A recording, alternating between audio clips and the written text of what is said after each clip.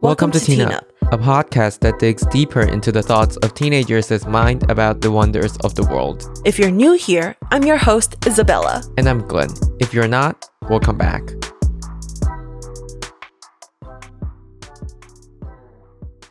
Here is a quick disclaimer. We are two teenagers that are doing our best to research everything. However, we are not experts, so if we offend anyone or say something wrong, we want to apologize in advance. Please email us to tell us what was wrong. Thank you.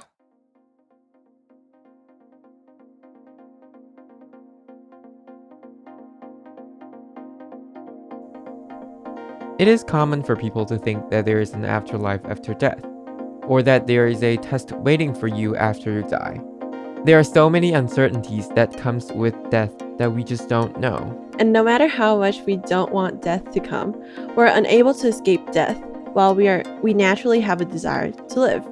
However, philosophers thought differently about that.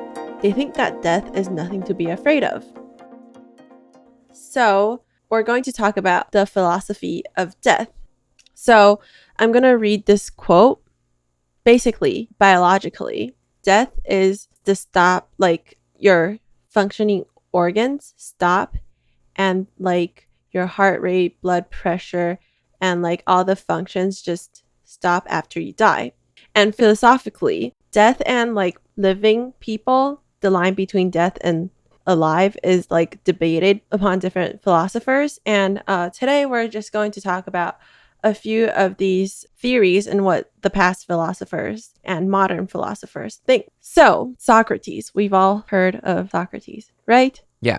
Okay, so to him, there was two types of death. One is dreamless sleep, which is basically you don't have any dreams and you just go to sleep forever. And he thought that was a nice idea because, he has been thinking his whole life. It was nice to stop thinking for a while. And the second was passage to another life. He thought of the afterlife as disembodied minds without body, actual physical bodies.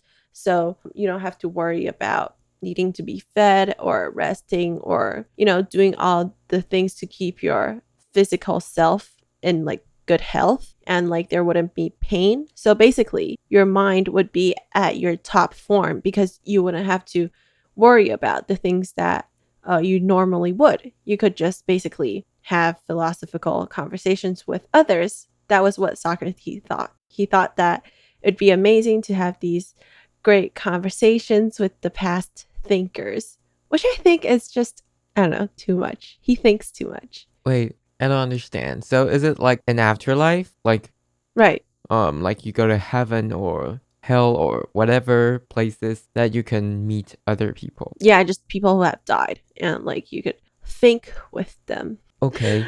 How fun does that sound? I mean, you can meet a lot of past people, and that I think it's fun. True. But I mean, you have endless time that you can spend. Right. But then okay, this is just a thought that came to mind. When does this thing end? What if you've had a conversation with all the people who have died? Oh, there's gonna be new people who's dying, right? Anyway, so he thought that if the only thing that's left behind was the mind, then why don't we just spend more of our time alive caring for the mind? Because, that's the only thing left. And we just, do basic care for our bodies, and we don't have to do more than that. That's interesting. Right. You just take care of your mind, not wait. So is it saying that you don't take care of your body? No, it's saying that you don't have to I guess contemporary thought, if you think modernly, it's you don't have to go to the gym, or you don't have to work on abs. You could just eat well, sleep well, that's it, and then do the rest. Oh, be happy. Yeah, make sure your body is fine, but focus more on the thinking. Study or something. Yeah. Okay, so this other philosopher called Epicurus, he's a Stoic philosopher, and he is around 100 years after Socrates. So he thinks that we equal our bodies. So once you die, we don't exist anymore. And he said, and I quote him, death is a cessation of sensation. So what he thinks is that good and evil only makes sense in terms of sensation. So basically, because you die, you lose your body, right? And you don't live, so you don't have any sensation. So death is basically not good or evil. Right, right. But it's talking about like death only, right? Right. It's like, so like people are basically mostly scared of death, right? And these people are not scared because of like the way they think. Mm-hmm. Yeah. So he thinks that we shouldn't fear death because it gets in the way of enjoying life. I mean, I guess he has this thought like earlier in his life, so like he doesn't think it's scary to think of death or anything. Okay, there's this like theory. So he says that once you're dead, you're not here anymore. So it's like you and death are basically not present at the same time. Do you get it? No. What does that mean? It's like this moment you're alive, but the next moment you're dead. So, Oh, you being alive and you being dead doesn't exist at the same time. right. So basically death isn't bad because you are never present at the same time. So, because you're not there, I mean, because you technically cannot be there, Yeah, so you're not going to be there to judge if it's good or bad. right. And like he thinks because of this, we shouldn't be afraid of death. So, his theory is that people die with their body and there's no like mind, right? Right. Oh, okay. Yeah, you're just push gone. Okay, so there's this contemporary American philosopher, and he had a theory called FOMO, which means the fear of missing out. So basically, people are afraid to die because they have a fear of missing out on the things that they want to experience, like skydiving or stuff like that. But one thing he said, like, totally made sense to me. Like, I have never thought of this before. Was that he said, what about the things that you missed before you're born, right? There are so many things before you're born, and you weren't afraid of that. And why do you have to be afraid of things that you'll be missing out after you die? So, yeah, it's basically the same thing. Wow, that weirdly makes a whole lot of sense to me. I know, right? And he said, and I quote him, if you don't feel some sort of deep sense of loss at what you missed before you were alive, why should you feel loss at what you'll miss after you die? So, yeah, that was the thing that I said, which totally makes sense. Mm-hmm. Right. But I mean, people are still gonna fear what happens after they die, right? Right. But, like, one of the reasons that people get scared is because of FOMO. Huh. Because like FOMO is such a big thing right now, like in the conversations. Mm-hmm. Like people are talking about how you're addicted to your phone because of FOMO. Oh, that's interesting. Yeah, so I was like thinking about like you can use FOMO on this and like it's easier to understand. It's not like very philosophical or whatever. Mm-hmm, mm-hmm. It's more relatable, I guess. Right. And I do understand it better if you explain it that way because we are afraid that we're gonna miss out on things that happen after we die. Mm-hmm, mm-hmm. But I actually like never think about. Right, right. I'd never thought of this as well. So I think that this philosopher is pretty smart. Okay, anyways. So basically, people fear death because they have like different views on life. So like one is you think that life is inherently good and like being alive is good. So you would think that death is not so good. But like the second type of view on life that makes death seem good is that you value the quality of life. So if this person is dying and suffering from like a disease and that person is like going through a lot of pain, death is a good thing because it brings an end to a suffer, right? Mm-hmm. Because you are looking for the quality of life. You want to live your life to the fullest, to its best, and you want to suffer at the end. So yeah, those are like also how you could view death as like good or bad. Wait, so all of these are talking about whether death is like good or bad. Right, and how like we shouldn't fear death as much as we fear them. Oh, okay. Because I'm thinking about like, okay, death is not good nor bad, Mm-hmm. but what else is there to it, you know? What do you mean? Because, I mean, you can definitely say that death is neither good nor bad. But what about if you're facing death, like other people's death? After the break, we're going to talk about the fear of others' death. Welcome back. Now we're gonna explore the fear of other people's death. Right. So, talking about this, people are actually, I would say some people are more afraid of other people dying. Like me thinking about the fact that someday my family's going to leave me, that really scares me. And well, like when I think that I'm the one dying, I'm not that scared because I'm afraid of being left behind and, being alone. And that is why a lot of people are scared of others' death. But there's this Chinese Taoist philosopher called Zhuangzi. So he thinks that we shouldn't fear our loved ones' death. Death is just a part of the life cycles.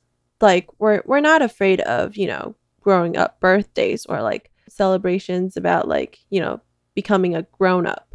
Then why should we be treating death differently? We should be celebrating that person's death because this person is transforming from one state in life to another. Mm-hmm. Right. And he thinks that before we were alive, we're human, but after death, we've just transformed into another form, like maybe like bird food or whatever, dirt or like become part of nature. And he thinks that, yeah, that's nothing to be sad about. Right. And he views that as like mourning this person's death is more selfish. Right. So he thinks that we shouldn't. Yes, like mourning about the person's death. It's not about that person because that person will not see it. Right. I mean, supposedly. Depending on how you view afterlife. Because if you think that after people's dead and they're just like poof gone, then I don't think you would be as sad as you are. Mm-hmm, mm-hmm. You would think that it's supposed to be something that maybe like that person is like being freed from the world prison, stuff like that. Right. And that person can finally, be free from their body or whatever. Mm-hmm, mm-hmm. But if you think there's like an afterlife people in afterlife can look at us or look at what we do, Mm-hmm. then they would definitely like mourn because they think that person still exists. Right, right. Well, like after reading or learning about all these, I think I personally would still mourn about other people's death. I guess it's just what people do a lot. Mm-hmm. Anyways, so I'm going to talk about this person. So a book called The Book of Dead Philosophers by Dr. Simon Critchley. He talked about this philosopher called Wittgenstein. Mm-hmm. He said, eternal life is given to those who live in the present. So basically, what he means here is that a lot of our time that we're alive, we're either thinking about, the future, whether like what I'm going to do or if I'm going to be successful or our future.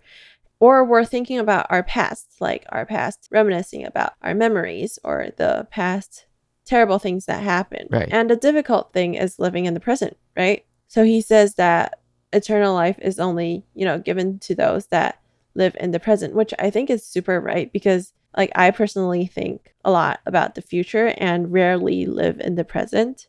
Okay, so basically, after all of that talking, death can prompt us to ask, what does it mean to be a human? What do we value and why? And what and how should we seek to know? How should we live?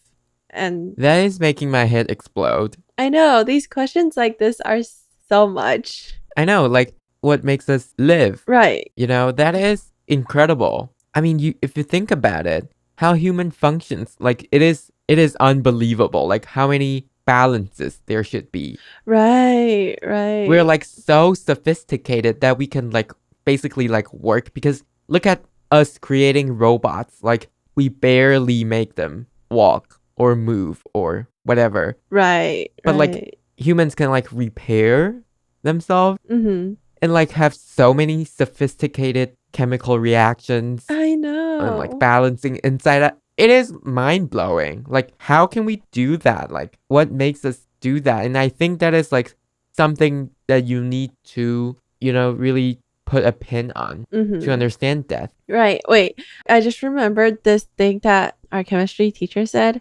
last year. Mm-hmm. I'm unsure if it was him. He said like it's really like hard to find a balance in, objects and living things. So he said something about like how human beings are so amazing is because like we don't explode when we move. Wait, I don't get it. So what he said in class was, you know how objects are like they can't move, right? And they're Mhm. very stable, but we can move. And like I don't know what theory or what thing it is, but basically I think we're supposed to explode because of how unstable we are. But like with all these movements, we're still intact and, alive, which I think is really cool. Oh. Oh, okay. Okay, get it. Right. It is like, wow, if you really think about it, it is kind of amazing. Right. I mean, I guess not just humans are amazing, like animals too. Could plants be counted as amazing? I guess I would say they're amazing too. I think natural world is amazing in general. Right. So like, death, as Epicurus said, he thinks that, we just when we die, we're just gone. Then what is the purpose of life? If after all we did, we just disappear. I think the way that I understand it is actually from a TV show that I talked about before. It's called The Good Place. Oh, mm-hmm. So I think I'm gonna spoil it a little bit. Okay. But at the end, people are not happy after they got to heaven because they lose purpose. Uh-huh. They have unlimited time and everything's just like going on and on and on forever and they cannot see an end to it. Mm-hmm. Mm-hmm. After they add an option to let people like disappear forever, Mm-hmm. like even from heaven, Mm-hmm. they just like have feelings again. They are more invigorated. Uh-huh. So that got me thinking, like maybe death is the meaning. Maybe it is death that make our life meaningful, and it is the fact that we are going to die one day that makes us live. And the point is just living. Oh wow. That was real deep. That makes sense. I mean, I think it's just like making things more simple. Like it's just living and we don't need to think too much about it. Mm-hmm. Mm-hmm. Wow. Okay, so I guess yeah, I get what you're saying. So it's like death is the only thing that makes our life, meaningful and valuable because one day we're gonna lose it, right? Yeah, and that makes us strive to, want more. Be better. Mm-hmm, mm-hmm. So I guess that brings us to an end. Right. So I guess we don't really know what death is or if there's an afterlife or whether I mean, the only thing that we know is that death is neutral, right? Mm-hmm. Like it's not good or bad, it's just neutral. Right. And death is really nothing. Like you shouldn't be afraid of death. I mean, it really depends on what you think. Right. But basically nothing is gonna happen to you after you die. Mhm. And even the process of it shouldn't be scary because you're just dead. Yeah, right. So yeah, I guess that's about it. So next week we are going to have a little special collab with your Monday Mail podcast. So look out for that. Thank you for listening to this episode. Remember to like, subscribe, and share our channel. Also, comment down below if you have any thoughts. You could click on the bell to get notified when we upload a new video as well. Thank you and bye.